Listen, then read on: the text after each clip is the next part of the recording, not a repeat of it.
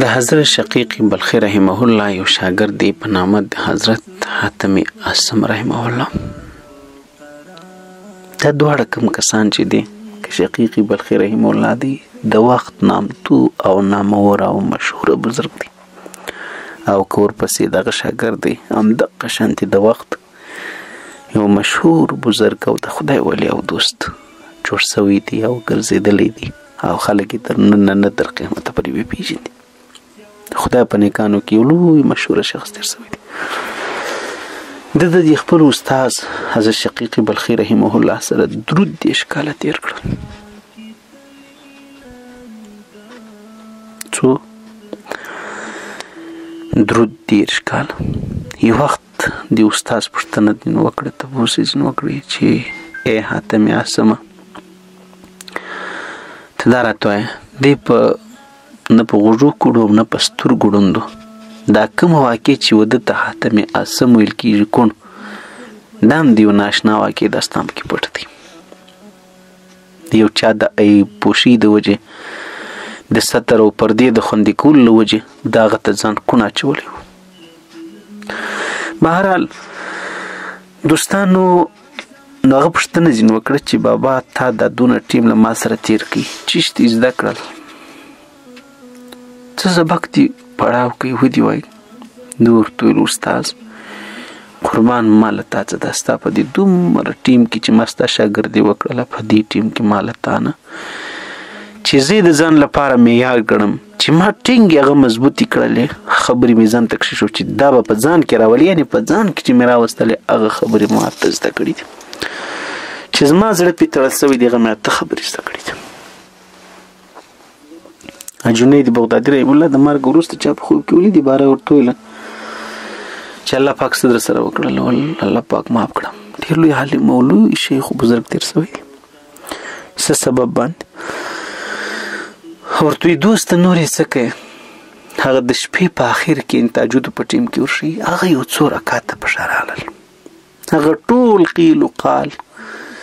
ها پلانی شیخ دی وایه پلانی دی پلانی ټول یوې خواته هغه د شپې یو څو رکعاته په درد راته وخوړل. نو دوستانو د ورته ویله د حاتم اعصم رحمه الله ورته ویله چې ما چې دا کومې خبرې په ځان کې راوستلې دي نور علم خو مشهوره هغه اته خبرې دي چې ما ټینګ زده کړي دي او په عملي زندګي کې او دا درود 10 کاله زه پالتو نه ګڼم چې ما په تېر کړي دي هغه اته خبرې دي. ورته سبحان الله په درود 10 کاله کې اته خبرې هغه ورته کومې دوستانو دا یقیني دغسې خبرې دي چې دا د درود 10 کالو زمانه چې ورباندې تېره سوې ده دا ابس نه ده تللې. ورته اوله تاسو هم په دې نیت واورئ د ځان څخه واخله تر هر مسلمان وروره پورې چې الله پاک دې زموږ ته په عملي زندګي کې راولي که د ښو خبرو کیسه سي نو ښې خبرې کتابو کې هم لیکلي دي زه دا کتاب ته ګورم او تاسو ته یې وایم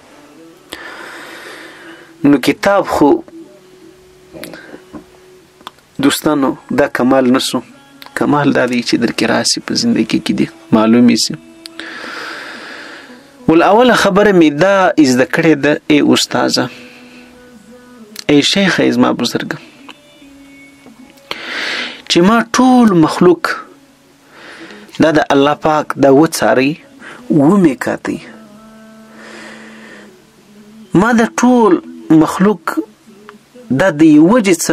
ناڅه پریشانه او مصیبت زده راته معلوم سو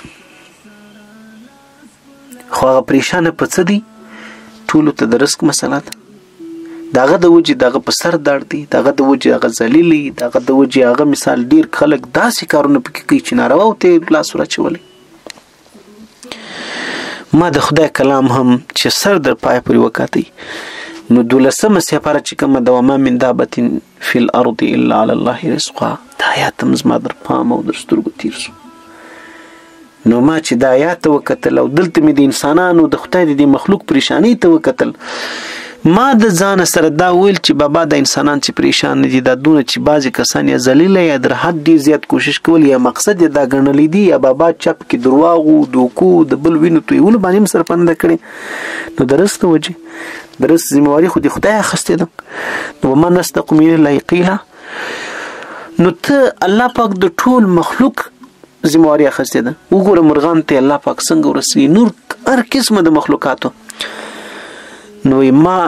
د الله پاک په دغه وینا باندې بس کفایت ځان لپاره وکړي چې بابا زما مقصد چې دی هغه به راټینګ کړم او څونه کوشش د رزق د اصول په باره کې پر ما الله لازم کړی دی هغه به کوم، نور مقصد مې نه ګرځوم. یوه مې دا خبره زده کړې ده، یوه مې دا خبره زده کړه چې د مځکې باندې چې کوم مخلوقات ګرځي په هغو کې یو هم زه یم. زما ذمهواري الله پاک زما د روزي د اخیستې ده. نو ما خپل وخت دا در صرف در غزورت پورې د دې په اصول کې ولګوي، نور مې مقصد د خدای طاعت او بندگی اختیار کړل. هغه شي ته مې ډیر پام او فکر وکړي چې هغه د الله له جانبه پر ما باندې لازمي.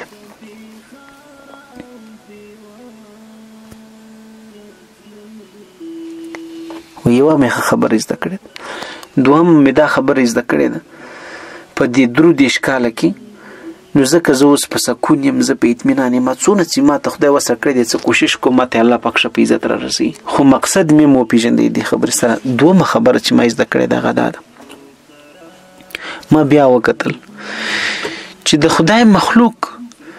دا د یو چا سره څه نه څه محبت ضرور لري. څوک له خپلې ښځې لري، څوک د خپل اولاد سره لري، څوک د دوستانو سره لري، څوک د مال سره لري، څوک د جیداد سره لري، څوک د مقام او مرتبه او د حکومت او د چوکۍ سره لري، څوک د څه سره، څوک د څه سره. لیکن بیا ما ورته وکتل، خو کله چې دغه سړی اخر انجام راسي، مرګ، موت، مړه کېدل چې ورته وایي، نو ما وکتل که محبوب ښځه ولا غم تی پاته د دی ځینې روان دي، که مال دی هم ځینې روان دي، که کور و کوټه و بنګلې دم ځینې روان دي، که جای و مقام و مرتبه و کرسی ده و قدرت دی، که د شاهي و خانه و ملکی ولا پاته سول دی ځینې روان دي. نن زوی په درد ورنه لري. نو وای ما سوچ وکړي چې هغه بچی شي چې د تا سره د مرګ وروسته هم در سره ځي،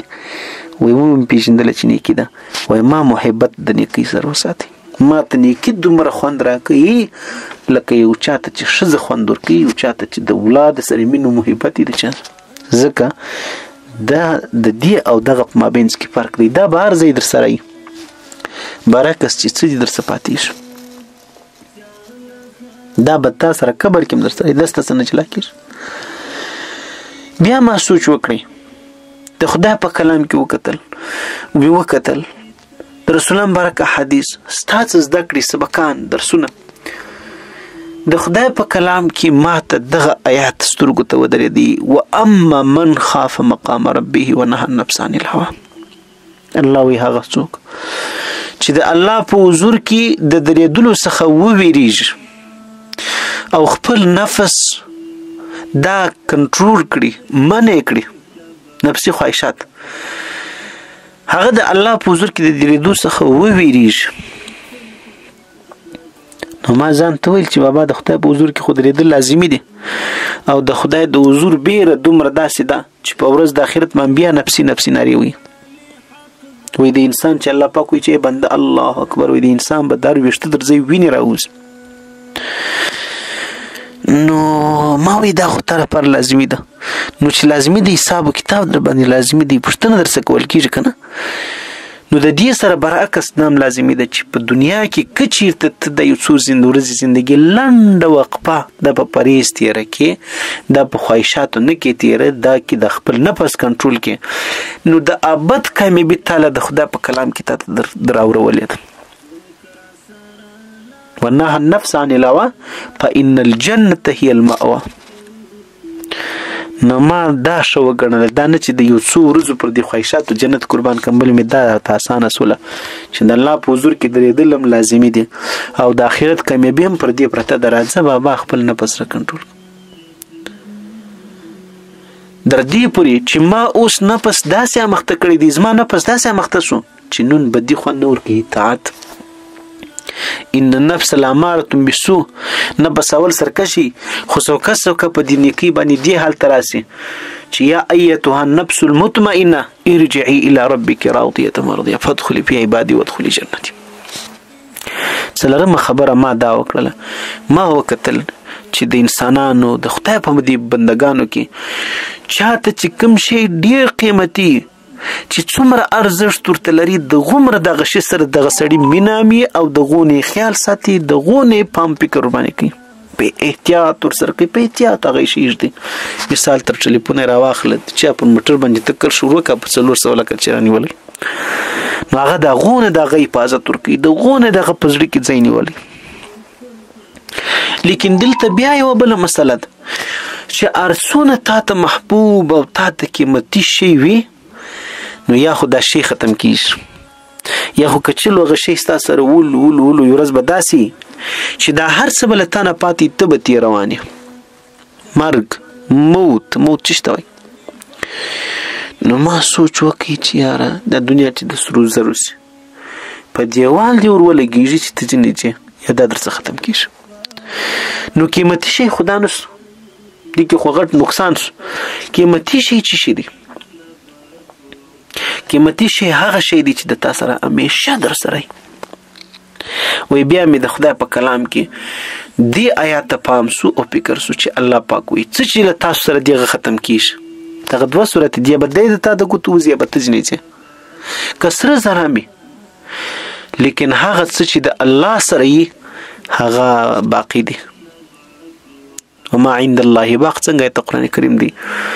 نو هغه شی وای ما زرا ولاړ سولم چې کوم شی ماته زیات محبوب او زیات ماته قیمتي وای ما غد اخرت لپاره سخیره جوړه کله مال ته ولېږي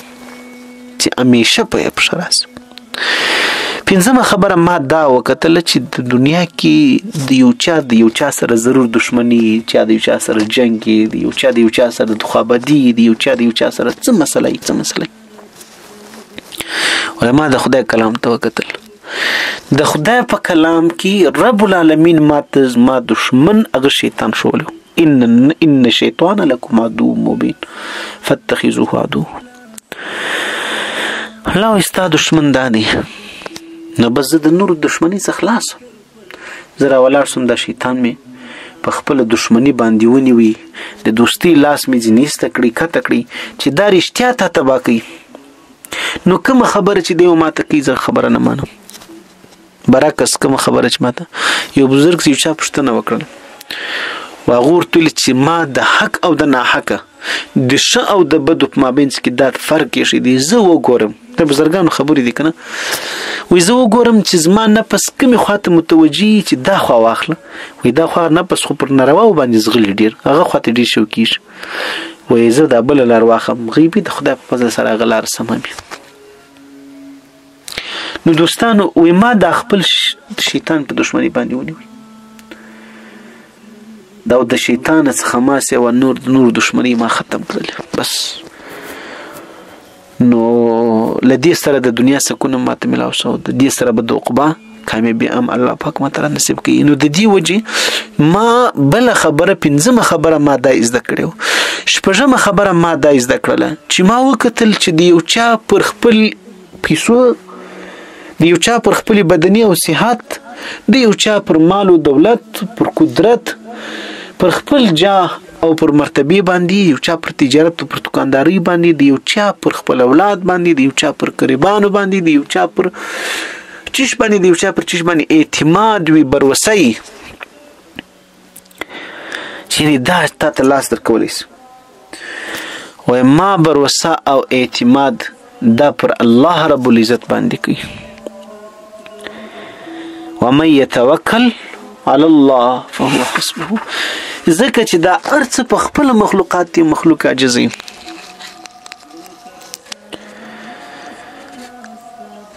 ما توکل او اعتماد پر چا باندې وکړي پر رب العالمین باندې. نو ځکه